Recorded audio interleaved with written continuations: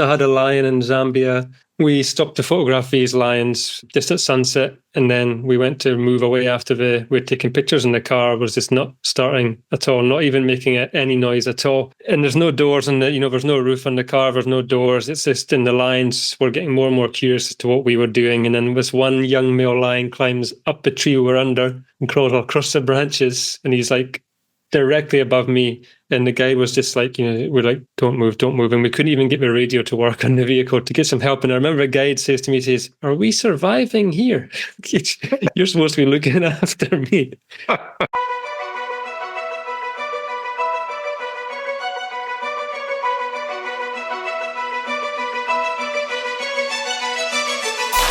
What a treat to be with such a famed world traveler, amazing photographer, my brother, Andrew MacDonald. I'm not so sure about the famed part, but yeah, well traveled and a photographer. That's about the two accurate things there. Well, brother, let me tell for people listening. When we first met, I was in Antarctica running a marathon, and I don't know if they have mirages on the ice like they do in the desert. But I was running, and I thought I saw a mirage because I saw someone who looked like he was squatting down, and I saw this incredibly massive lens. And I was like, I had no idea you'll be there. And I'm like, the first thought I had was, is this real? And then I was like, I think it is real. And then I was like, this is so cool because I'm going to have awesome photos from this. And you took a couple of pictures, Andrew, and they're some of my favorite photos ever. So thank you so much, brother. That's cool, man. Yeah, I remember. I can't remember who told me, but we were like, oh, there's some guest. He's running a marathon today out on the runway, and I was like, geez, who's this idiot? And then so I was like, they're like, you may as well go and get some pictures of the guy. And then obviously you're wearing, and I had no idea what you look like. I couldn't see a single piece of your skin because of the buffs and the sunglasses and the hats and the long thermals you were wearing. So it wasn't until afterwards that you took your stuff off and I finally got to actually see what you look like. But I remember you'd come up towards where we were staying and I'd get some shots of you, and then you'd be gone for like about 3Ks down, 3Ks back up, and I'd get some more shots. So I'm bummed because we were going to do, as a sort of cool down a few days later, you were going to try and do a 10K and I was going to join you, but yes. It never materialized because we got super busy in the end doing some other cool stuff. Next time, brother. So how many times have you been to Antarctica now? Twice? Like 2 seasons, but 4 times. Wow. So I would, like 2 visits per season. That's what I've done now. I've done 2 weeks in, then 2 weeks out, 2 weeks in. So I did the same this season. I think when I met you guys, it was my second visit into the camps, if I remember right. So how did you meet the guys? Because for people that don't know, it was it's a really awesome group there, and the founders were actually Arctic explorers. It's so cool, husband and wife, and they just fell in love with Antarctica, and they wanted to bring accessibility to people to have a trip to Antarctica, and also have some luxury, as much luxury as you can get there, but also just do every day we were doing cool things. Because I always tell people I went there to run a marathon. It was more kind of like a bucket list. I've run a marathon on 6 continents. I've always wanted to do number 7, but it was so much more than that. It was such a great adventure, and you were one of the reasons. Is just meeting. It was such a great group of people. We got to hang out, breakfast, lunch, and dinner. We were hiking and just doing cool things every day. How did that come about? So I've done a lot of work in the safari industry, and then one of the people who is one of those cool people at White Desert, Mindy, who is head of marketing, I used to work with her in the safari industry. And then I was in Zambia at the time, and somebody had went for lunch with her, and I knew they were opening up this new camp, Echo. And they were like, we had a word with her, and she said that she can't reach out to you, but you should drop her a message and see if you can come and shoot. So as soon as I got some Wi-Fi out in Zambia, I was like, hey, I hear you're opening a new camp. I reckon you're going to need somebody to come and shoot that new camp. And she was like, yeah, funnily enough, we were thinking about that. So that was my into the company. And now I'm sort of, we're in-house seasonal photographer. That's so awesome.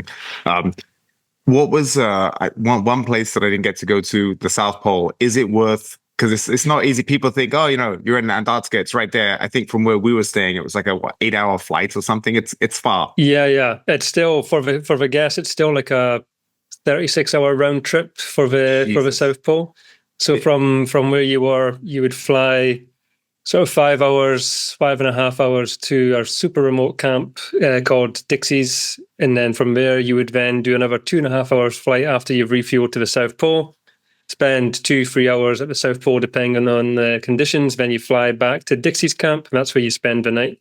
And then the next again day, you'll fly back to civilization at Echo Camp. And but it's not easy. You mean you imagine how it's so tiring doing it in the airplane. So I can't imagine being those guys that were the first explorers trying to do that stuff. It's just crazy. And when you take off from Wolfsfang, you've got maybe 20-30 minutes where you're flying alongside the mountains, and then from there on, it's just nothing. You're flying for another 6 or 7 hours, and it's just flat as far as you can see and just ice. So it's pretty insane. I had a few people ask me, there's those conspiracy theories about the Nazis have a base there and all that stuff. Like they were like, "Oh, do you think it's true?" And I was like, "There's absolutely no way anyone has secret bases there, because it's so hard to get anything there. Like especially back then. The logistics. I mean, it's just you just said it. The 36-hour round trip from Antarctica. It's just the fastest there. That's just crazy. Because were we on the same trip to see the penguins? No, we were, because you took some pictures of me on your phone when I was taking pictures of the penguins. So, yeah, that's what I thought. Because even just that trip, when you go to the coast and you see how high the cliffs are from the water, just the mass of Antarctica, it's hard to describe. It was just so beyond my expectation. It's crazy. The ice shelf. It actually, footage came out 2 or 3 days ago of Nat Geo, who had been with White Desert there filming, and the guy got footage of all the emperor chicks lining up on that cliff edge. It's like a 30 or 40 foot drop, and they're all jumping off, and it's never been seen before, because normally they go to areas where it's like a 2 or 3 foot drop and they just plop in. But they'd seen on, I think it said satellite imagery had shown, you could see where penguin colonies are and where they'd been moving on the satellite images. And they're like, why did they keep walking towards this area? And then where did they go? So they followed them with the drone, because the crevasses they couldn't follow in the past. So now they had this drone that they could fly there, and there was 200 or 300 emperor penguin chicks just walking towards this wall and then just plopping off this 30 or 40 foot drop. So I just watched that this morning. It was insane. That's wild. That's so cool. Yeah, the footage. I remember, and it was cool that those guys were with White Desert filming at the same place we went to see the penguins too. Oh, that's very cool. Did you have any problems with your equipment? Because I remember, actually, I don't know if I told you this, Andrew. The group that you met when we went, we were supposed to go the year before, but there was the COVID outbreak. So they let us, it was Matty and his dad. They were very much like, absolutely not. We're not going to take no for an answer. You know their personality, the successful CEO type. Yeah. No, we're going to go. And and they said, he said, listen, I could lose my license if I take you with this COVID outbreak. But what I can do is you can go out with the supplies. You can stay for 4 hours while we unload it. You can't see anybody, so you can go for a hike, but you can at least experience it for a few hours, and then we're going to fly back, and then you come back next year, and it's paid for. So I might be the only person, Andrew. I got to say, I trained all winter in Chicago for the marathon, so I was a little disappointed.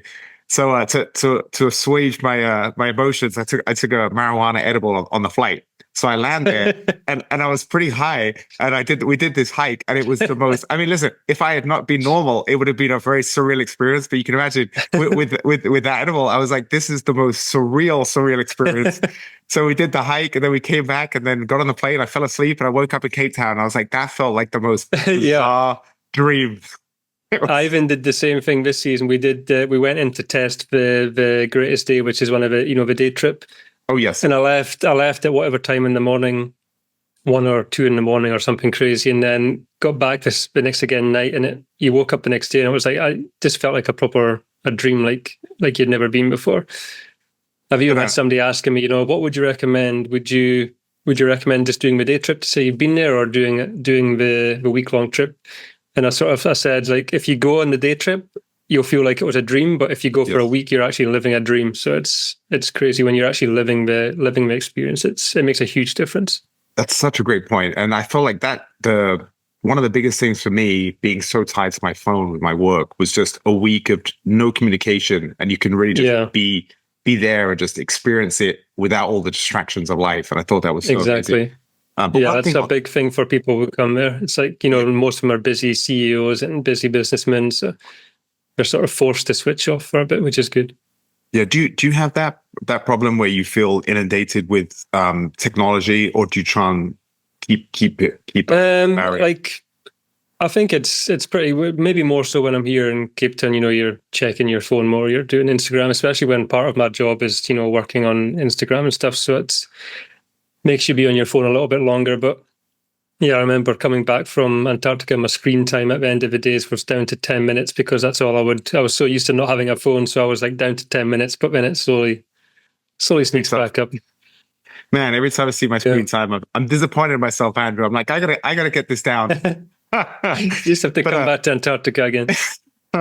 Well, one thing on the first hike, I remember the first trip. I remember when I came back, the thought that I had was, I've got to train way more because it was way colder than I thought. And because when we were hiking, I think the sun had gone down, so it was like 1 a.m. or something. So it was so cold. And the other thing, I remember trying to take some photos, and I did get a couple of photos with my iPhone, but then the iPhone locked up because it was too cold. Did you have any problems with your equipment just trying to shoot out there because it was so cold? The only issue I had was at the South Pole when it was about minus 32. I had the same problem again this year when I went back to the South Pole. And it was more like if you've got a camera with the zoom lens, it was getting so tight, but you could hardly twist the zoom in and out. And then camera batteries were lasting probably about 15, 20 minutes instead of, an hour or whatever. So I would keep all my camp spare batteries, I would keep on my inside pocket of my big down jacket. And then once one would run out, I'd just keep swapping them over. So that even the ones that would run out, if you put it in your pocket for 10 minutes, then it would work again because it would defrost a bit. But that was the only real issue I had. Everywhere else, around Wolfsbang and the other camps and stuff, it's averaging about minus 10 to 15 on a chillier day. So it's not too dissimilar to being in other places. So it's not too bad. Yeah, I got so lucky on that marathon because we had like a real nice window, and I remember I was going to take a nap, and I got woken up, and he's like, "You got to go right now!" Like we've got we got a window, and then the last like half a mile there was a blizzard, and I was like, "Man, I would have been in the crevasse." But I remember no chance. I was overdressed, Andrew. The first lap, I remember I was like taking layers off. I was sweating. I was waiting for. I was like, "Who would have thought you'll be overheating in Antarctica?" It's just crazy. It's nowhere near as cold as people actually think it is. It's obviously when the wind picks up, and this time of year when there's no sunshine, then it's definitely probably one of the coldest places on earth. But a normal day in Vancouver is probably as cold as coming down to Wolfsbang and stuff.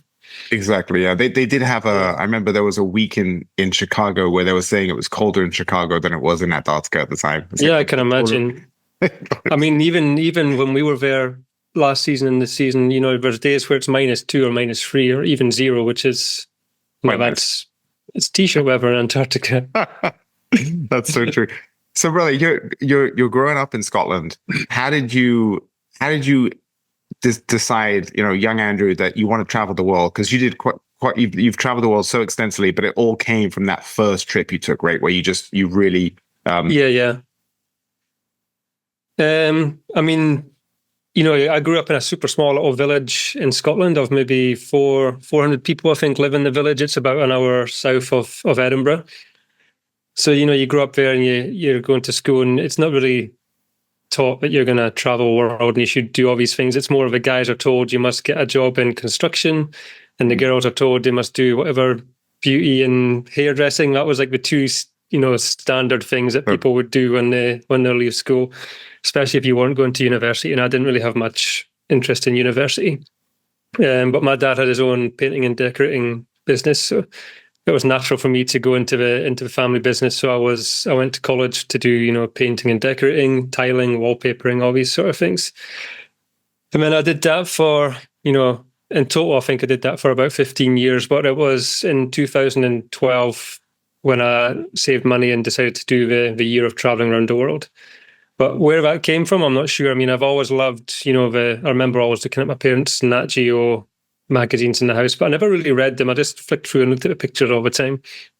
And even before I got into photography, I'd have a small point and shoot camera. But I even remember just going around and like almost seeing pictures. Like I'll be like, "There's a picture there. There's a picture." I could see the picture in my head, even if it was involved zooming in. I could imagine standing at that angle and taking a picture of something and I could see these things in my head. So yeah, the year around the world was 6 continents, I think 18 countries in the end, which was pretty amazing. And it wasn't until I got back from that trip that people actually were interested in my pictures. I'd taken, when I look back, they were, not very great pictures now compared to what I do now. But it was like a local art exhibition in the small village where I'm from. I was like, oh, you should print some and we'll invite you as one of the sort of visiting artists sort of thing. So I did that. And then people liked my images, and that's where it sort of first sparked the idea for me to buy a new camera, to invest in knowledge and teach myself some photography. Because I knew that I loved traveling after the trip. And then I knew that I now loved photography more than I thought I did.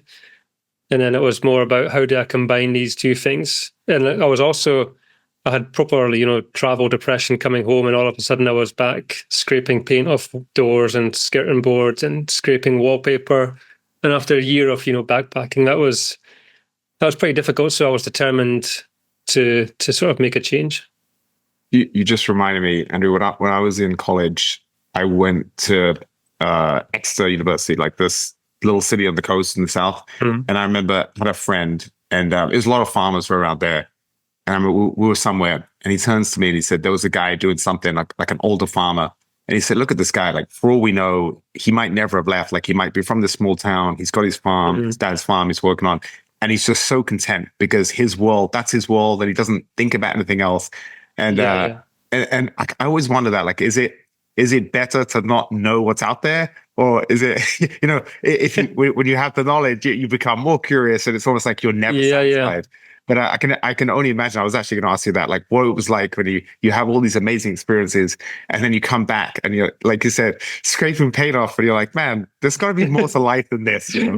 Yeah, exactly. It's difficult, especially if you're trying to explain or talk to people who haven't been away and seen other things. They don't really have that association, or they don't really get it, I suppose. So you kind of come back feeling like Frodo or Bilbo Baggins coming back to the Shire, and people have never left. But I think it is also a generational thing, because we have got so much more access to being able to travel places. So I think the older guys that have never left would probably have left if they had access to travel as much as we do now. Yeah, that's very true. Yeah, I think it is, and and we're also so exposed to seeing pictures of different places and having a desire to go there, whereas these guys would never even see the pictures of our places. So. Yeah, that's true. Like ignorance bliss. Now with Instagram, the world is so available, right? It seems exactly. Like, so like you see a photo, like, oh, I want to go there too. If this guy's there, I can go there. But then again, I suppose you've got people like Columbus and stuff. They were inspired to travel and explore back in the day as well. So they definitely didn't have Instagram. But I'm sure if it did, it would have been a viral account to follow. Imagine following Columbus exploring. that is a crazy thought. What did your dad say if you work, because you're working for the family business, when you said, hey, Dad, I've saved some money, I want to travel the world? Were your parents supportive? Yeah, super supportive, especially on the first, well, obviously every single time we've been extremely supportive, but on the first one, it was just me going away for a year to backpack and then come back. And probably with the intention to then, take more of a family business on, and my dad would sort of slowly retire. But it was, if anything, it kicked me. People were always like, have you not got that out your system yet? That was a good thing that people would say back home. Have you not got that traveling out your system yet? It's like, why would I want to get it out of my system? Yeah. So that was the kind of expectation that I would do a year and then maybe get more and more into the family business, which I wasn't against at the time either, because there's a lot of possibilities come with, the family business. With income would then allow me to travel, to go, to pay to the places where I maybe go to travel now. But it's nicer to get paid to go to these places, I reckon. And it's part of your job is actually being in these places. Exactly. Like I always think if you can, and it's easier said than done, but if you can find something you love doing, so in your case, that's photography and traveling, and then make it your vacation, so you're getting paid to go to these amazing places like Antarctica and these amazing resorts in Africa and safaris. It's like that is the perfect scenario. But for a lot of people, they don't really know what they're so passionate about or how they can monetize it. So kudos to you. Yeah, exactly. So on that first trip, when you're traveling to all these countries and continents, when you were taking the photos, was that part of the trip? Is I want to take beautiful photos? Because a lot of people, they go to cool places and they just take crappy iPhone photos. They're not really thinking. Yeah. thinking about that. But even back in 2012, I traveled around the world without an iPhone. I didn't have a phone. I was just going to internet cafes, and this is back in the day before proper good camera phones. So yeah, I took an old Canon camera, and I knew that I wanted to take good pictures, but I didn't really know what I was doing. And that became a part, when you're at famous viewpoints in Yosemite or, all these amazing places, and there's people who know what they're doing, and they've got like all this gear and they're doing stuff. And I'm like, how are they doing this stuff? And I'm like, just no idea what I was doing. But I experimented, and it definitely kickstarted the bug for photography. But I knew I could take some cool shots, but when I look back at them now, they're awful. Don't get me wrong, I wouldn't keep any, none of them are in my portfolio now. But they were good enough to be better than your standard shots. Right. And to do a local show with them, right? Yeah, exactly. To have somebody saying you should print these and pop them on the wall, and definitely they weren't just standard pictures. There was something in them anyway. There was definitely, you could see I had an eye for photography, but I still needed to perfect it quite a bit. Well, Andrew, you'll appreciate this story. So my uncle, both my uncles actually were photographers. One of them, he did photography and he made some money and he had some clients, but he also kind of did other small jobs on the side. The other one was actually pretty famous. He's won a bunch of awards and he lived this amazing lifestyle traveling the world. And when he was young, I think he went to college and he was just partying for a year, and then he didn't even take the exams. He just dropped out because he knew he'd fail. And then he was like an assistant to, I think, 4 different very good, successful photographers back in the day in London. And he was kind of learning everything from them. And then he went off on his own. So when I was growing up, he was my godfather and my uncle. And I was pretty close to him. And I'd see him just live this amazing life, always traveling the world. He had money, worked for himself. And so when I was young, I was like, well, I didn't know what I was going to do. So I would tell people, I want to be a photographer like Uncle Michael because he lives this amazing life. So I remember I think I was maybe 21 and I was going on a boys trip to Ibiza to party, and he gave me one of his cameras, one of his older cameras, but still at the time, a nice camera for a young guy. Mm-hmm. And he said, listen, try and take a bunch of photos, and when you get back, we'll see if any of them kind of, if you've got a good photo. So this is pre-digital, with the camera roll. So I took, I don't know, four or five rolls of shots, and I was taking all these photos.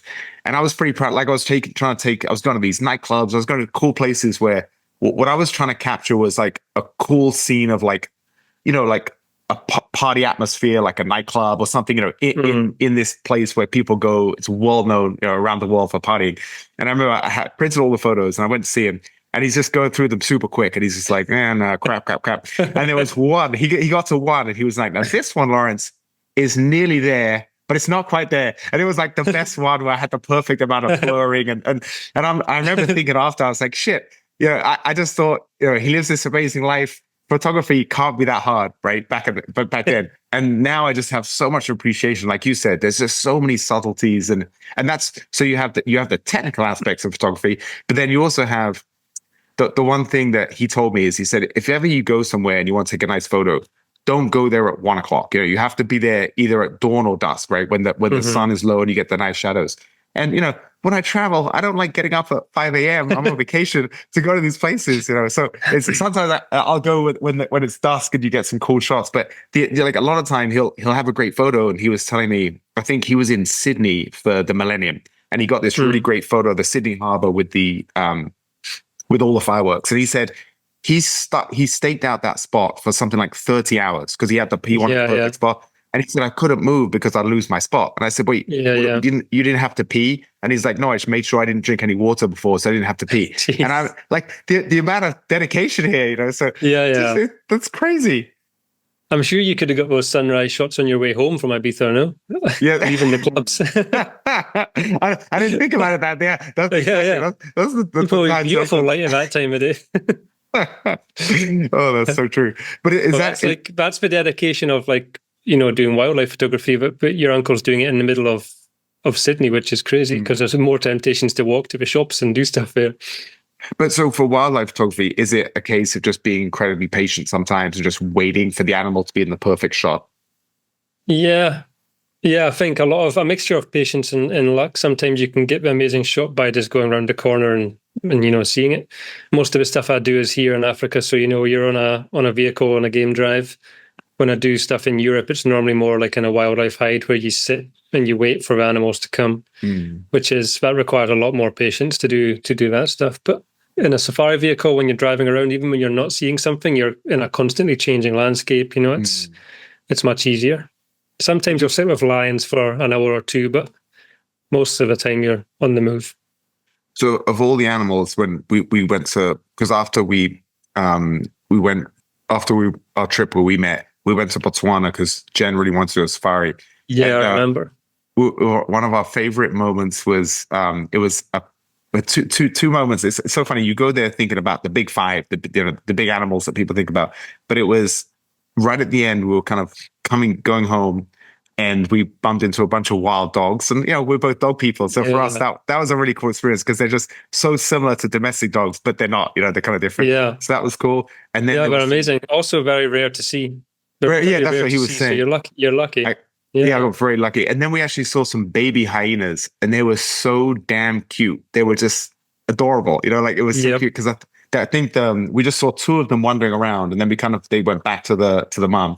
But it was just like the most unexpected thing. What they were so cute. They are so cute. What are some of the favorite animals you've taken? I mean, probably it's hard to not appreciate a leopard when you're anywhere near a leopard. Those things are photogenic even when they're sleeping because they're so amazing. Elephants are always extremely entertaining, but it's never really like I tell a guide when I'm going on a drive. It's just me. If I'm creating content for a company, then I'll have a private vehicle with a guide, and if they're saying what are you looking for in particular, I'm like, we just drive and I'm looking for pictures. I'm not looking for animals. I'm looking for pictures. The picture could be a small bird sitting on a branch, but it's nice light and the behavior's nice. So I would stop for that as opposed to an elephant just walking across the road, for example. So it's about looking for pictures and not just the actual wildlife. But elephants are always extremely entertaining to watch. We're always sort of doing something. And obviously people love to see pictures of elephants as well.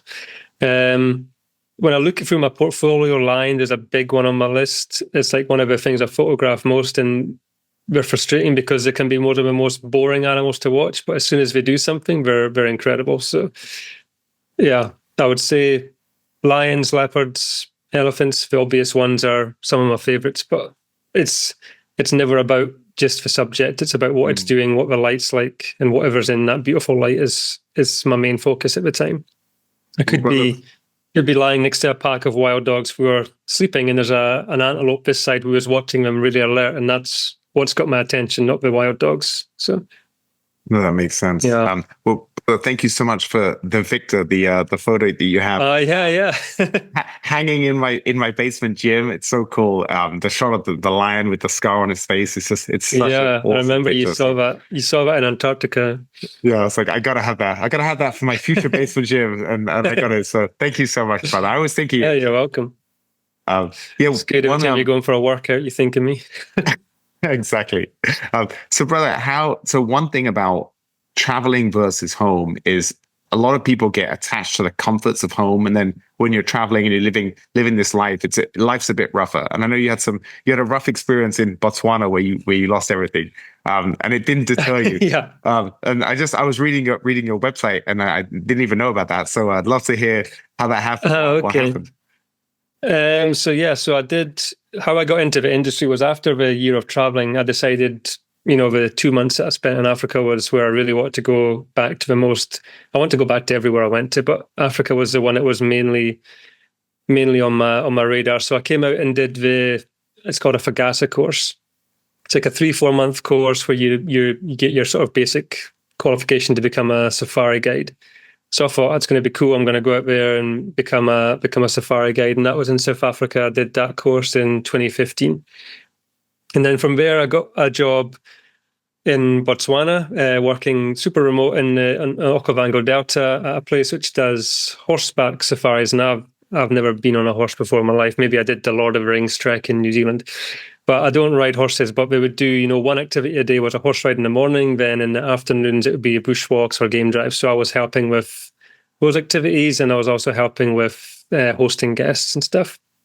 Basically, just try to get as much experience as I could.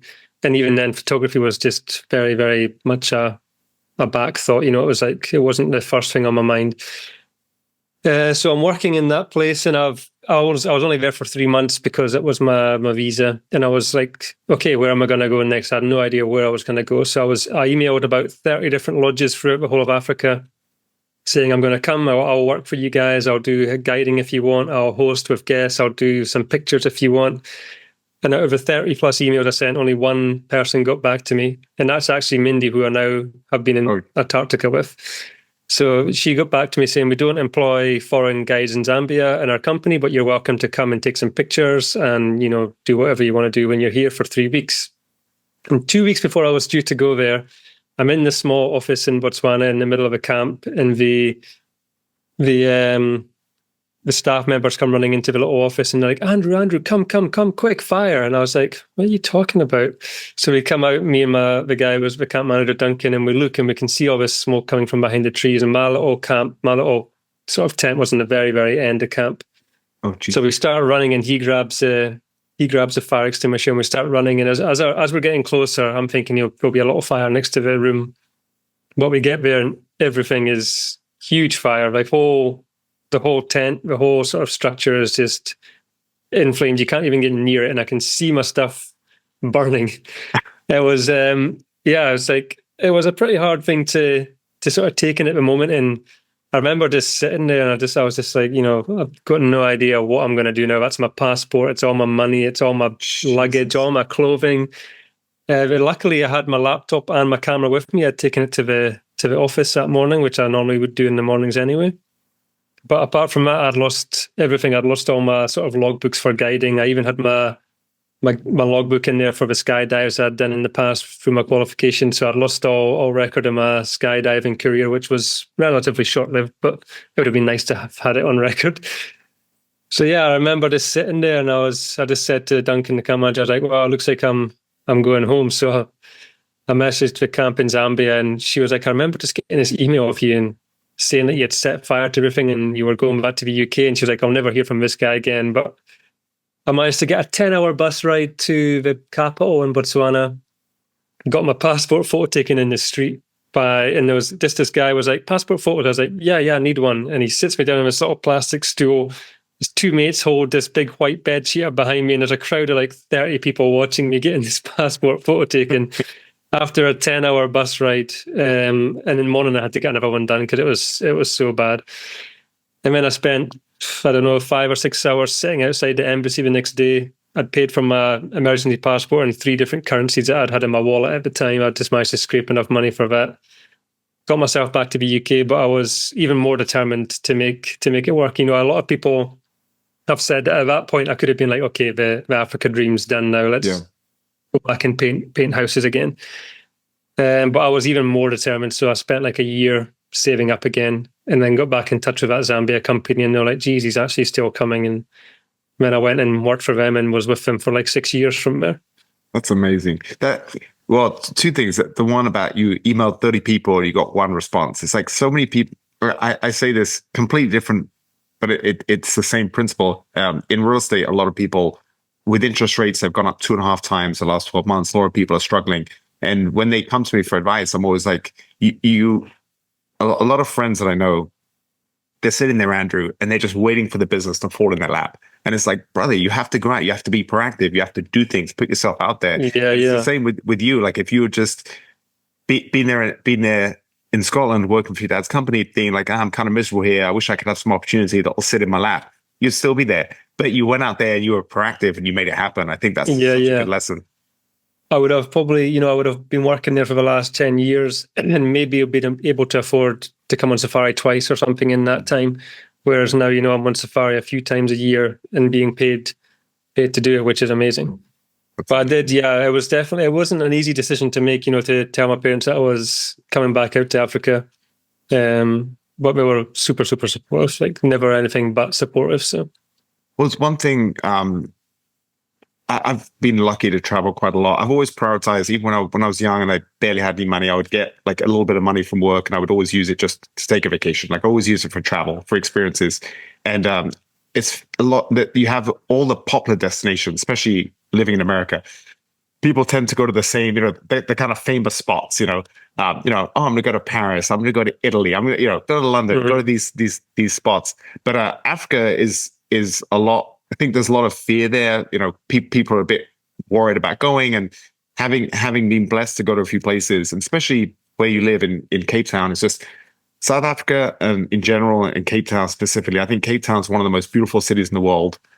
There's so much to do around there. I think the people are really nice. I thought the food was great. It really is. It's worth just talking about. That's one thing I respect you a lot is you've figured out a place off the beaten path, and you've made a life for yourself there. And it's I think your standard of living is great.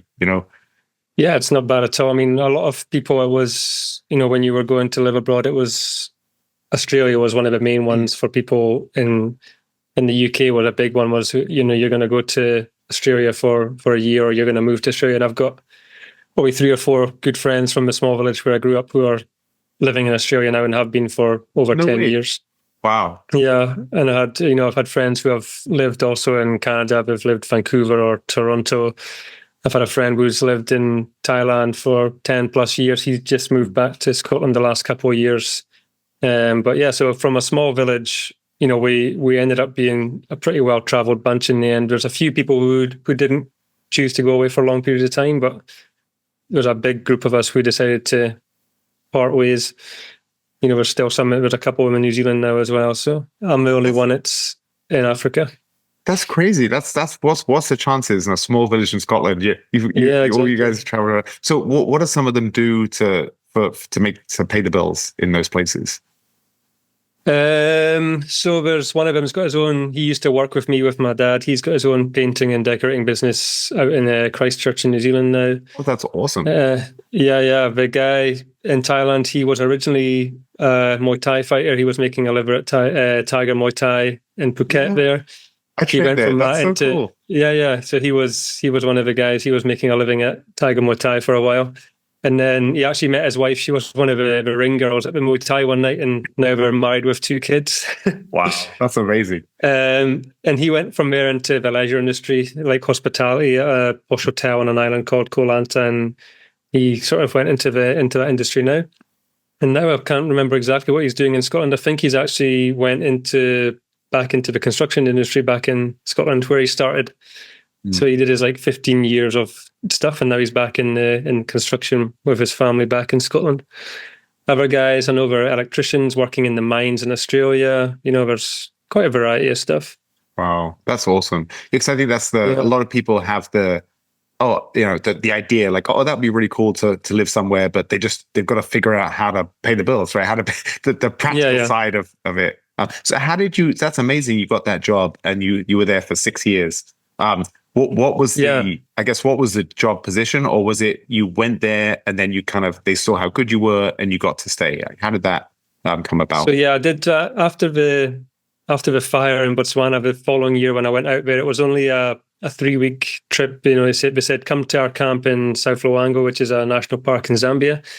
They said come out there for 3 weeks and take some pictures working around our camps in that area. So I did that. Then they said to me, okay, next year, how about you come back and we can do a 3-month trip? And I was like, this is insane. I get to travel for free. I wasn't getting paid for anything. So that was in 2017. I went back out there for 3 months to do we had 3 different national parks that were operating in Zambia. So I would do a month in each national park.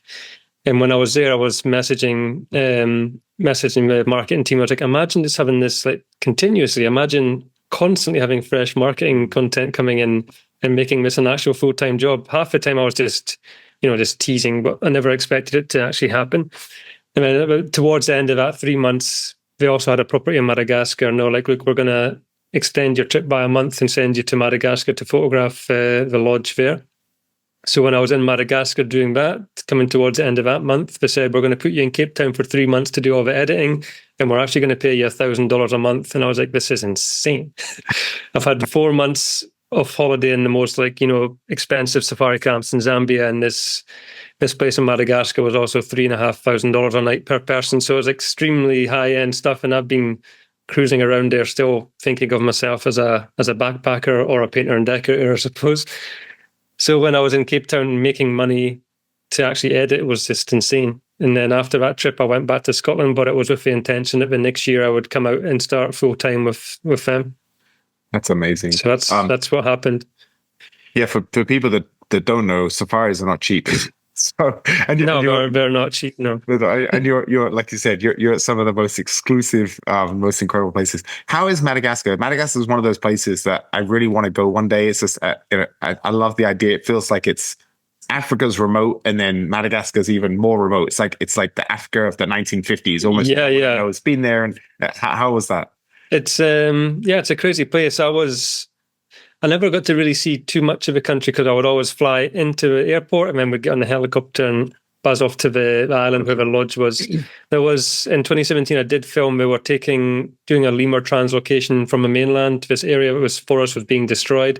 So they went through a lot of government procedures to be able to take 4 or 5 lemurs onto the private island where the lodges are. So I did document that. So I did get to see a bit more of the country there. But yeah, there's not much infrastructure there. I think even if you're going there on holiday and you want to go from the southeast to the southwest, you still have to go back up to the central place to get a flight back down. So you can't there's no roads to drive from here to there. And I think sadly pretty corrupt with governments and just not enough knowledge on, people don't understand that the stuff that is there is, you don't find it anywhere else in the world. And the deforestation or whatever, it's just, trees are getting cut down, lemurs have got no homes, and there's some species of lemur where there's 300-400 of them left, and they live with lemurs. It's not like they don't live all over the country.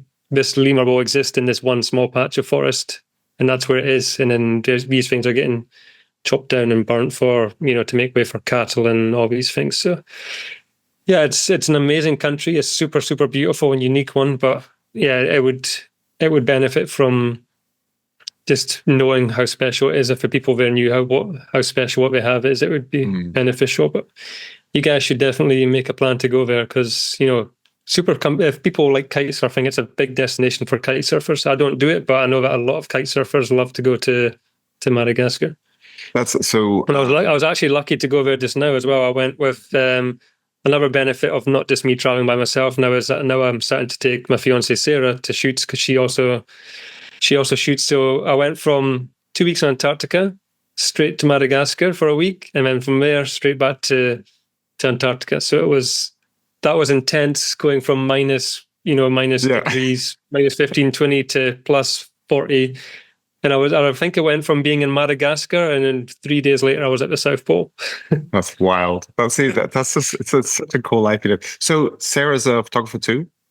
Yeah, exactly. Yeah, she's managing social media accounts, and she's also a very, very good photographer as well. So when I get shoots now, I also push for her to come as a second shooter as well, because then I can concentrate more on videography and she can grab the shots. So we've got a few shots lined up this year, and we did some stuff last year together as well. That's so awesome. Is that how you met, through photography? We met at a friend's wedding. Oh, gosh, a couple of years ago. Yeah. What a great team. And then you get to have an assistant second shooter, and you can focus on something else, but you guys get to travel together. Exactly. Awesome. And it's cool going to amazing places, but when you're doing it by yourself, it's not always the greatest. Yeah, that's one thing. When we were in Antarctica, I remember she was back in Cape Town, and it was cool. You still got to experience it, but it wasn't the same as I get to be there with my wife, and we're doing things together, and you're there enjoying it, but you still have to kind of work too. Exactly. Well, so for me, I'm trying to think. I love Botswana, and I have a real soft spot for Tanzania. I climbed Kilimanjaro 15 years ago with some buddies, and the way I tried to describe the local people there is I said they remind me of, they're like African Thais. Like I love Thai. For me, Thai people are some of my favorite people in Southwest Asia. They're just so friendly and warm, and I felt like the Tanzanian people had that same, like almost like sing-songy voice, and they were just like, they were wonderful. Like all the guys who were with climbing, they're just they just always happy and smiling and joking and singing and laughing. It's just such a nice energy. So I absolutely love Tanzania. What are some of your favorite places in Africa? I mean, I've spent so much time in Zambia, so that's always the one that comes to my mind first. So yeah, Zambia is definitely up there, but now I've been doing more and more work in Botswana. I think Botswana and Zambia are actually very similar. similar amazing people, similar sort of safari experiences, not quite as busy as Kenya and Tanzania. But I've actually been talking to, I got an email the other day of Tanzanian tourist board, and they're looking to try and get me up to Tanzania for like a 20-day trip to try and help promote Tanzania. So I would get to spend some more time there, hopefully up in the Serengeti. Maybe they'll send me up Kilimanjaro, you never know.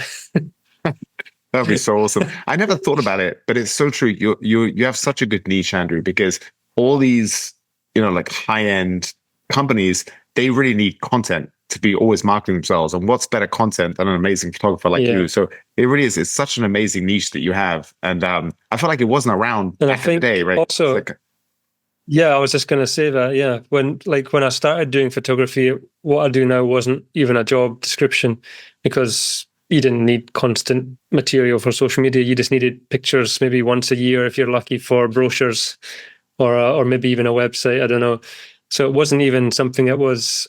That's why it wasn't so much on my radar, because it was almost like we just created this job position in the last 8-9 years or something. But I'm happy it exists now, because it's what I've started to do. So I'm super happy it exists. I'm loving it, but you need constant material to go out on Instagram, because that keeps me in a job. Yeah, no, it's so awesome. One thing, when we were in Botswana, we had it's just the lessons that you learn. Like, I guess I feel like people have these, you have thoughts about things, and then when you're in the safari, like when you're in that environment, reality is so different. So, for example, everyone knows, lion's the king of the jungle, even though it doesn't live in the jungle. But you have this image that a lion can do whatever they want. And then when we were there, I remember one morning we were having breakfast, and we saw a buffalo get taken down by a lion. And, my wife's very sweet. I don't think she was like going to be, she wasn't going to have her breakfast with this poor buffalo getting eaten. It's kind of traumatic for her. She feels for the buffalo, but the buffalo got knocked down, managed to get back up, and ran off. And so we're like, wow, the poor lion, he looked pretty skinny. Yeah. He was hungry. He didn't get any food. And then later on, about 3 hours later, we're on a morning safari. We see the same lion, and he's real thin. And he was kind of trying to walk behind a female lioness who was completely blowing him off. She wanted nothing to do with him. Mm. And the guide was telling us that his brother was the alpha of the group, so the females were more interested in his brother. And I'm thinking, man, this poor guy, so you got in 3 hours, he couldn't get any food, and then he just gets rejected by the female, and his ribs are showing. You're like, man, life is tough. But it's just, I don't know, Andrew. For me, it was such a good reminder that everyone dreams about, I want to be the king of the jungle. I want to be the man. That even if you are the man, life isn't easy. And it was such a, I don't know, that was the realization that I got from that week. It's like, man, life is hard, even if you're a freaking lion. Yeah, exactly. Even if you're a lion, it's super tough, especially.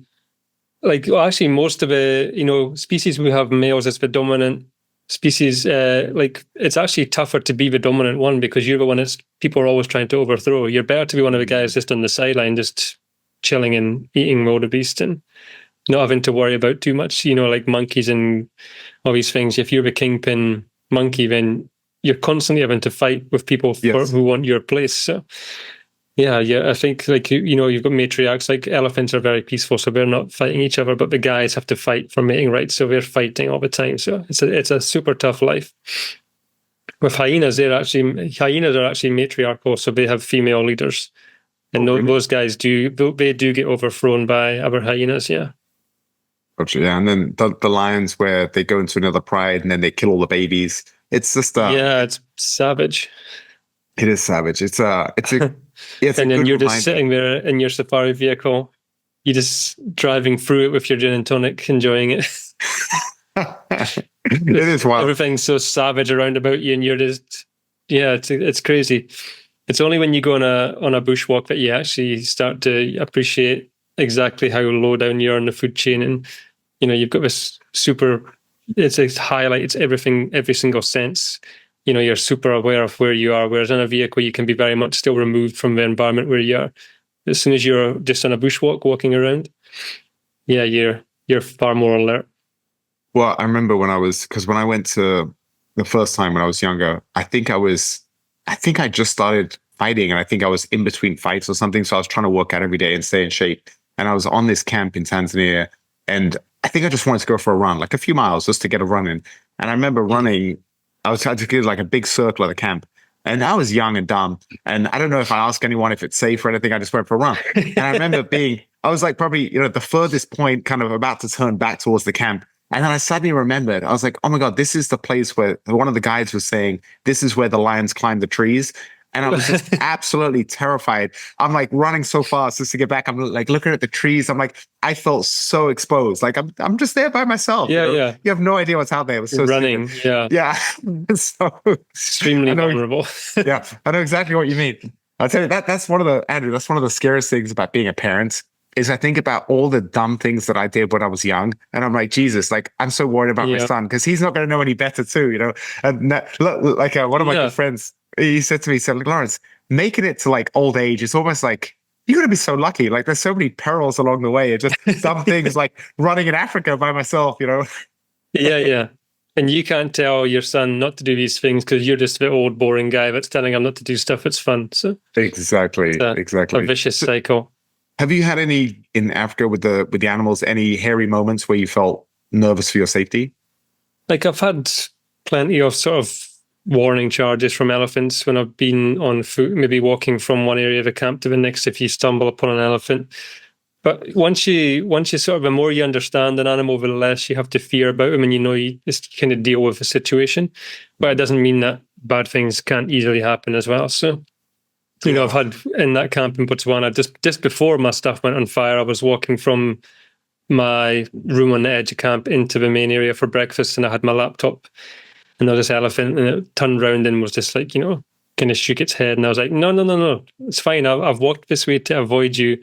But he decided to come from me. So he probably ran about 20 meters towards me, shaking his head. So when they're opening their ears and shaking their head, that's pretty much guaranteed we're going to stop. They're just giving you a big display.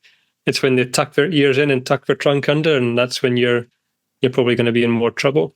So this guy makes all his noise, runs towards me, kicks this log, and the log rolled past me, and I was covered in dust, just looking up at him, just shouting, hey, yay, yay, yay, yay.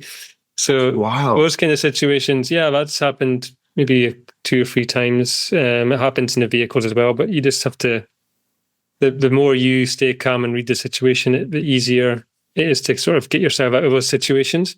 And I've had lions. I had a lion in Zambia. We stopped to photograph these lions just at sunset. And then we went to move away after we're taking pictures, and the car was just not starting at all, not even making any noise at all. And there's no doors on there's no roof on the car, there's no doors. It's just in the lions. We're getting more and more curious as to what we were doing. And then this one young male lion climbs up the tree we're under and crawls across the branches. And he's like directly above me.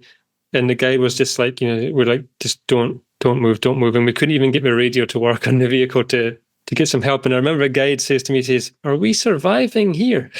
I was like, you're supposed to be looking after me. But I think he was just curious in the end, but we sat there and we eventually managed to get one of the guys who came close enough to get us on the radio. And he came in, and we'd been there for about 40 minutes, and he got his vehicle and pushed ours away so that we could get out. But the lion was still watching us. 40 minutes? 40 minutes of sitting there just trying not to move. And the more he messes around here, and he's on 2 small narrow branches by now, and his paws are apart, he's like this looking green. And if he falls, he's ending up on my lap. And the more he made a fuss, the more the other lions were getting curious and coming closer and closer. And I'm very comfortable in a vehicle of lions being super close when you can move. Yes, but exactly. when you know that there's nothing you can do, it was it's probably that's the first and only time I've actually been super scared that something bad might happen. Not because the lions did anything wrong. Yeah, the lions didn't anything. They didn't do anything aggressive or anything wrong. They were just the fact that I knew that you couldn't move if something did happen. Yeah, you're completed. Yeah, and even last year, another young male lion came up, and I could feel his whiskers on my knee. I just had to sit still in the passenger seat. He was right at the left-hand door here, and he was sniffing my camera lens, and then he moved across to my knee, and I could feel his breath and his whiskers on my knee. He was that's how close he was, and I just flicked my camera lens like a half an inch, and he just shut off. Wow. I remember with Jen, actually, when we were on this safari, that we were, again, like open vehicle, and there was a leopard, and the guy got kind of close, and I think it was a she kind of came a little kind of close to us, and then she was on my side, and then she she kind of just snarled. And without, I was a little embarrassed, Andrew, but without even, it wasn't a conscious reaction. I just jumped up in my seat and I jumped to the other side of the car and I kind of crouched behind that seat. But with that, and the guide was like laughing because I guess it wasn't, he knew all these animals. He's like, it was just kind of a warning. It wasn't even close to being aggressive. I'm like, dude, I'm a Londoner who lives in Chicago. I don't know the first thing about it's going to pounce and take me off this vehicle. No, exactly. But it was so funny. That's that understandable. He's in hysterics, and then my wife's kind of looking at me like, "Baby, like, what's wrong with you?" You didn't jump over her and hide behind her, did you? Luckily, no. It was the seat in front of her, but still, I was a little embarrassed, Andrew. Not gonna lie. The big hard fighter, cage fighter here. Exactly. Scared of a leopard. Oh god! But a leopard's a good thing to be scared of. So it's not like it was a warthog or something. But Andrew, what was so interesting was it was just that reaction where it wasn't a case of, oh, I was thinking this could be dangerous, so I'm going to get behind something. It was just complete instinct, just that was probably so wired into my DNA. Just get the hell away. Yeah, exactly. And it's just because you've never been in those situations, when I'm standing still with an elephant running towards me, or it's like these are situations you try and avoid as much as you possibly can, but sometimes they happen without you doing anything wrong. But yeah, you're not doing it because it feels natural to stand there. It's just because you've been in the environment for longer and I need to just do this and it'll be fine. Whereas if I'd been there, if I was a guest on my first safari and that happened, I'd be running and I'd probably still be getting chased now unless it had caught me. I was so impressed. You're so calm. So when that lion was that close to you where you can literally feel its breath on you, was there a danger there? Like, were you being irresponsible, or was that the best thing? No, it was. Still? What happened was, it was just about sunset, and we were watching these lions sleeping under a tree. And sometimes, I don't like to do anything like, you're not going to go close and make lions get up and stand up, or you're not going to throw something. Sometimes I just tug it. If there's a long piece of grass next to me, I just tug the grass in that natural sort of sound. It can be like, oh, what was that? And you might get a shot. So I did that, but because it was a younger male, he was maybe 3 years old. Because it was a younger male, we're more curious. So he thought there was something moving under the vehicle. So he comes across, and then when he got to the vehicle, he's like, oh, there's a camera lens. And I've got it. I was at the same time filming it on my phone, but, if you post that kind of stuff on social media, it would go viral, and people who understood or had context of the situation would understand what actually happened. But I think there'd be too much hate to post that stuff. You're going to get people who've never been on safari, and also it can be, I don't want it to come across as being like arrogant. Look how cool I am next to the lions, and I don't want it to be. So that's why I've never posted. I've got similar videos with me on the ground next to hyenas, getting shots of hyenas, where also nice animals to shoot on foot. Wild dogs, you can be around them on foot. But I choose not to post those things on social media, just in case there's people who don't understand the wildlife and the nature and how it works. So, but I can send it to you. Oh, buddy, that would be amazing to see. But there's that big there's a big debate, and for me, who loves animals, there's nothing more unappealing than seeing an overweight American tourist who's just shot a beautiful animal, a trophy hunting. But at the same time, I've heard the other argument is a lot of these countries that are just struggling for money, if they allow trophy hunting of an old animal that doesn't have long left anyway, they can use that money for great things like conservation and things like that. Like that money will go so far for that country. Do you know about that kind of stuff? Or is that? I know enough to know that I don't agree with it, and it's like to me, it's a cop out from the industry. There's been a lot of controversy the last sort of since I think December it happened. There was two big tusker elephants, or elephants who have got tusks which weigh more than 100 pounds.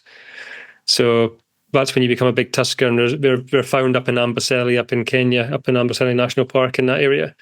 And there's no hunting in that area, but if you go across the border into Tanzania, where there is trophy hunting, so 3 of these big tuskers have been killed in the last sort of 4 or 5 months, and there's a lot of big controversy going around. And I was reading an article about the hunt to kill one of those elephants, which is they were in their breeding prime, about maybe 30, 35 years old, and their tusks are so big that these genes need to be passed on to other elephants, because elephants are actually being born and growing their whole lives without tusks anymore because they've all been hunted so much. Wow. And what I was reading on that one was that the value of that one elephant, people coming on safari to see these big tuskers, is millions and millions and millions of dollars. But for that hunter to shoot that elephant was $30,000 or $40,000. So it's not, especially trophy hunting to me is, I hate the whole idea of trophy hunting. Yeah, you're coming across to shoot a beautiful animal just to say you've shot it. It doesn't. You're going to make more money from people coming on safari to see these animals. I kind of get more. Sometimes we do hunting where if there's an overpopulation of certain antelopes in an area, then there'll be a permit to kill so many a year, and then people will hunt them, take them home, feed their families. That's still not something I would do, but it's more understandable than these big tuskers are probably the most insane animals you can imagine seeing, and they were shot. Their ivory was probably taken to an ivory bank somewhere, and then they were just set on fire. The carcasses. It's like Jesus. It's the biggest waste of life, and it's just super frustrating. So to say that money is good for conservation, I think, is a bit of a slap in the face for people who actually work in conservation. Russia, and it's like what you said about Madagascar. Like if you learn how to use what you have, the unique environment and the animals and the ecosystem, and you can make money through conserving it through tourism. Yeah, that's the longevity is there.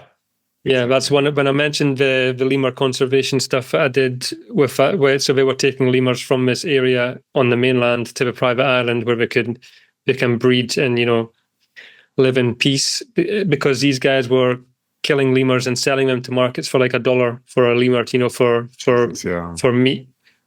So what we were trying to say to these people was, if you protect these animals, your grandkids are going to make money from the tourists coming to see them. Yes. So they would, and a big thing I said was, cutting down all the trees. So they took a handful of these lemurs to the mainland to breed them. And at the same time, they set up a nursery to plant all the trees and reforest the whole area. They have like a doctor who now comes to that small community once a month or something to help with the community.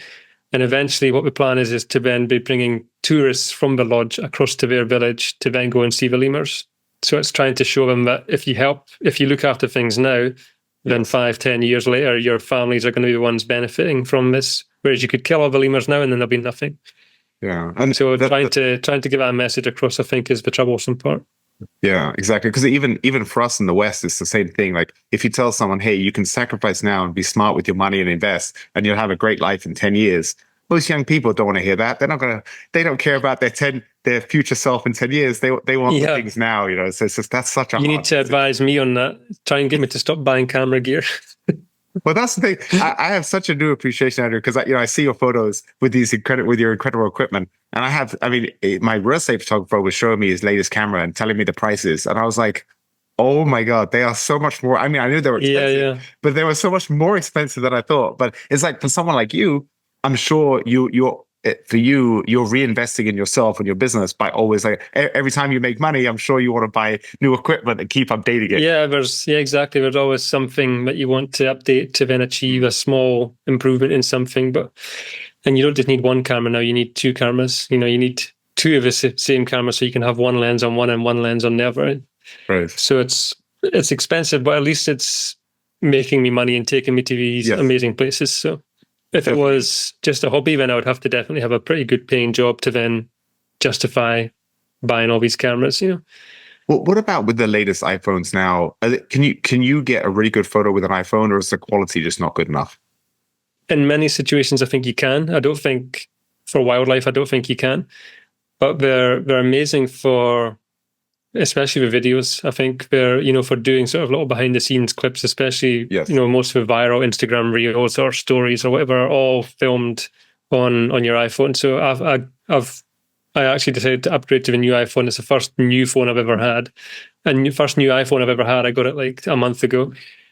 And just so that when I'm on safari, I can do little room walkthroughs, and it's like the quality is good because there's something magic inside an iPhone where it can get all the exposure right outside a building and inside the building at the same time. Just everything just looks super, super well exposed.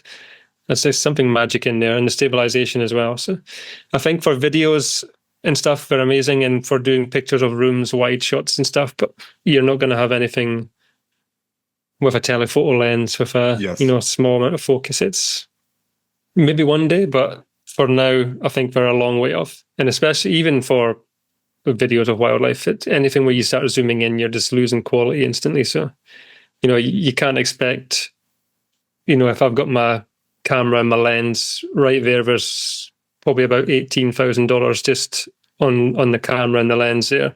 So you can't expect then a phone to be producing the same thing. Exactly. That's one of my. I don't lose sleep over anything, but it makes me a little bit sad, Andrew. I did all these cool things when I was younger, and the quality of the photos. I had the crappiest cameras, the early, the early iPhones, and it's really cool things, but the resolution is just absolutely terrible. I look at it now and it's terrible. Yeah, looks like it was taken on a potato. Yeah, but we'll be saying the same thing in 20 years about iPhones now. So. Exactly. But no, it's really cool. And another thing, what you said about that first trip you took where, you look back now and you're like, oh, these photos are terrible. I wouldn't use them in my portfolio. But like, I think that's the way it should be. Like, I should listen to a podcast. I recorded like, number 3, and I should be like, God, I was so awful. Or, this was so awful. Otherwise it means you're not evolving. So I think I'm actually really, I'm kind of proud of the stuff that I did early that was crap in whatever it is, because it means that if I think that now, it means that I've grown. Exactly. That's the main thing, I think, is to always be sort of challenging and looking how you can do something better. I don't take a picture and just be like, that picture's perfect, or make a video and think it's perfect. I'm like, I'm more likely to see the things that I want to improve on the next time. And quite often when I come back from a shoot, and I think it's probably progressing and getting better every time, but I'll come back from a shoot and when I'm doing the editing, I'm itching to get back because I know I can do something different and better. I'm already like, I wish I'd done this, or I could do this. So yeah. There's always new ideas. That mindset is exactly why you're so good. You've got that. You're so good. So you're your harshest critic, and I think any successful person would say the same thing. They're always, I can do it so much better, whatever it is, whatever the field is. And I think that's it's a really good mindset to have for success, but it's not the best mindset to have for happiness, because so sometimes you got to just take a step back and be like, man, I've come so far. No, you need to balance it. That's also what I'm good at, knowing that the stuff I've done is good, but I'm also definitely not going to be like rest on that. I need to be like, okay, but I can improve it by doing this, or if I get this equipment, it would mean that this is better than this. Always still looking to improve, but also appreciating the journey and where I've come from at the same time. I think that's super important. I think I remember you were saying to me, I mean, you hadn't even seen much of my stuff in Antarctica, really, where I did that little slideshow for you guys and probably showed you some stuff on my phone, trying to sell you some prints, and it worked. So thanks. But I remember you saying that I didn't market myself or didn't push myself enough, or not push myself in learning abilities, but I didn't push myself as being good at this, and you need me to do this. That was probably still something I'm working on now, especially when I'm going into, since I met you, I've now went freelance. I'd just taken 2 months off when I met you from the company I was working for to do the Antarctica work. But then, this last year I went, not long after I met you, I decided to go freelance. So I took the jump because I had been turning down more and more work. So I knew there was work there and I had that sort of comfort. But I need to, now being freelance, I need to be able to push myself far more, because you find that there's people who are worse photographers but better businessmen. So I need to have that sort of more, I need to have that more ruthless business side to me. I still feel like I'm at that stage where I'm just happy somebody's paying me to do something fun. But I need to hone that in. That's why I've started to try and get a clientele for doing photographic workshops, so that I can, I'll make more money from doing photographic workshops and taking people on safari and teaching them. But that's another thing I need to start pushing more, marketing myself more and building up that clientele over time. Just similar to what I did with photography in the first place. Getting work is the hardest part.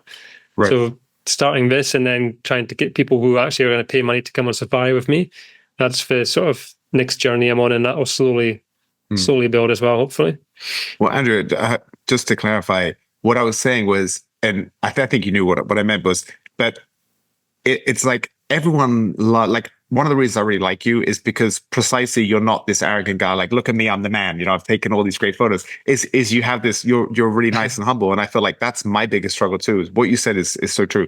There's people that are not as good as you, but they're better marketers, so they get more opportunities. And I think that's something I'm doing. I see that in real estate too, where I'm actually just I'm doing the final edit on a book on real estate investing. And the reason I wrote it is because I always had so much respect for authors, and I'm like, oh, if this guy wrote a book on real estate, obviously he's much better than me. And then I would see the one thing I'm pretty confident at is real estate. I know what I'm doing.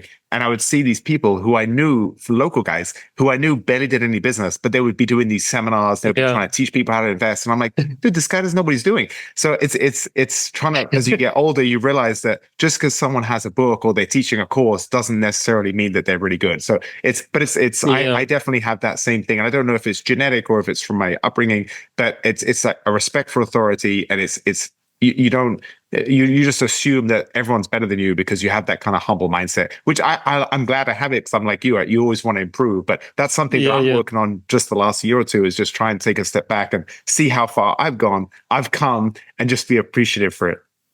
Exactly, yeah. Because I think being humble can be something that makes people want to employ you, and you're a very approachable person. You leave a shoot and people are like, that guy's such a nice guy. That is definitely a nice thing to come across, as opposed to, that guy's quite arrogant, but maybe I made more money from a shoot, but somebody might think I'm a bit more arrogant. I'd rather have longevity in work and people want to continue working with you than come across as being arrogant. 100%. But I definitely see people who are doing stuff like, they're leading workshops, they're doing editing tutorials, they've got ebooks, they've got all this stuff.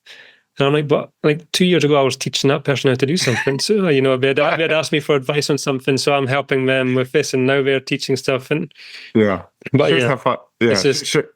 good that you have that, your realization. And so was going freelance something just so you have the ultimate freedom?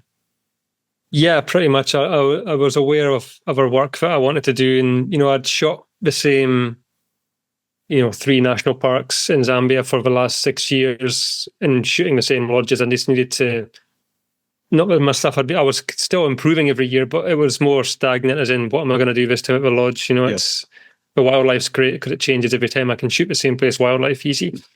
But when you're trying to do content around the lodges, it was becoming more of a challenge, and I wanted to work in different countries. I wanted to go back to Antarctica.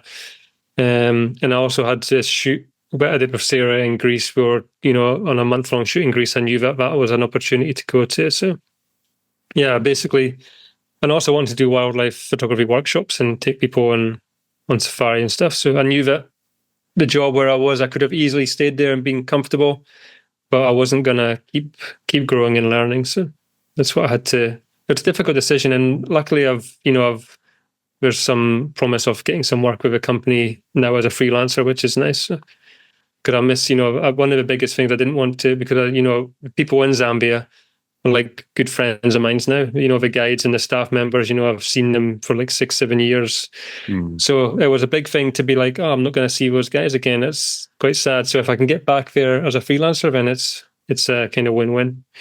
But I know it's going to be an amazing journey to watch you in the next few years, and we're definitely going to. I'm going to see you soon. I don't know where, Andrew. It's somewhere beautiful, I'm sure, but it might be back in Africa, because just before Jen sends her love, and she said, "Tell Andrew I want to go back to Africa," because she has. It's so funny how we've been blessed to travel a lot together, and there's certain places that she just feels this pull, and one of them is Africa. She really just is such a special place. So we're definitely going to see you soon, in person, brother.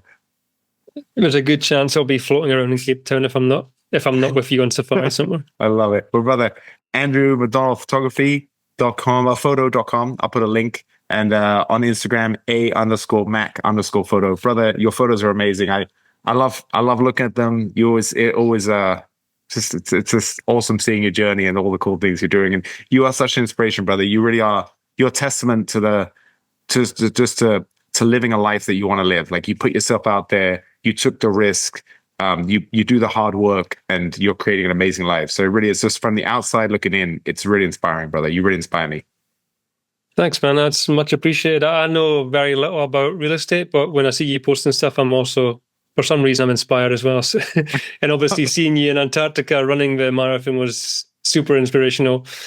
And then getting to know you in camp, I was like, this guy's probably going to be a bit of an ass, but you turned out to be one of the nicest guys I've met. So that was my first impression was nailed. That means a lot. Thank you so much. Yeah. If there's one thing, that's one thing I'm really if someone says like, oh, he's a nice guy, like that's just the nicest thing. There's nothing for me now, especially as I'm older, there's nothing more unappealing than someone that's successful, but like real cocky and kind of an asshole. Like I just don't like being around those people. I just want to be around good energy. And I think that's why we had such a good time in Antarctica. And that whole group was insane. Like every single one of you guys.